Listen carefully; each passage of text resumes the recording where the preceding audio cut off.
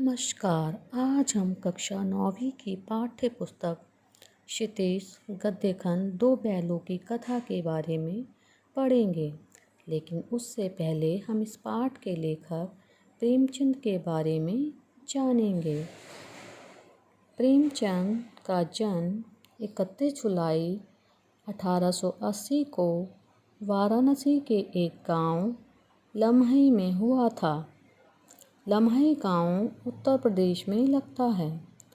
इनकी मृत्यु 8 अक्टूबर 1936 को वाराणसी उत्तर प्रदेश में ही हुई थी। प्रेमचंद को हिंदी साहित्य में उपन्यास सम्राट के नाम से जाना जाता है।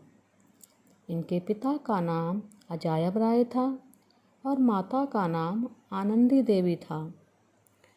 प्रेमचंद के बचपन का नाम धनपत राय था।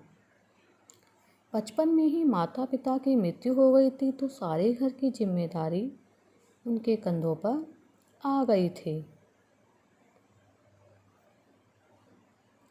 गांधी जी के असहयोग आंदोलन से प्रभावित होकर उन्होंने अपनी सरकारी नौकरी त्याग दी और वे 1920 के असहयोग आंदोलन में कूद पड़े।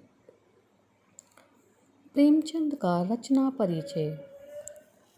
प्रेमचंद ने लगभग 300 से अधिक कहानियाँ लिखीं और 11 उपन्यास लिखे।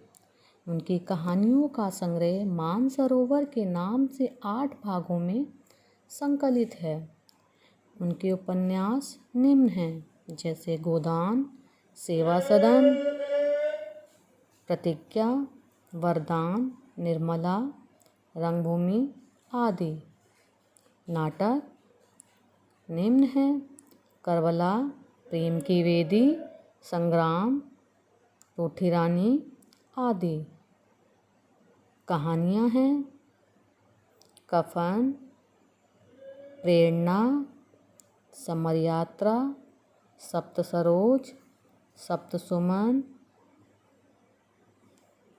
दो बैलों की कथा आदि। साहित्यिक विशेषताएं।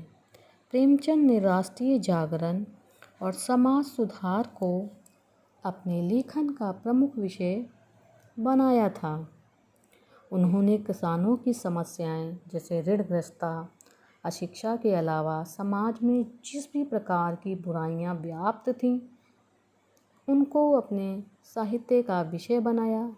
जैसे उस समय जो बुराइयां थीं वे थीं दहेज, नशाखोरी, शोषण, बेमेल विवाह, ऊंच नीच आदि। भाषा शैली। प्रेमचंद के साहित्य की भाषा सरल, मुहावरेदार, व्यवहारिक शब्दों से युक्त थी। धन्यवाद। ये था प्रेमचंद का लेखक परिचय। कल हम इस पाठ दो बैलों की कथा की चर्चा करेंगे।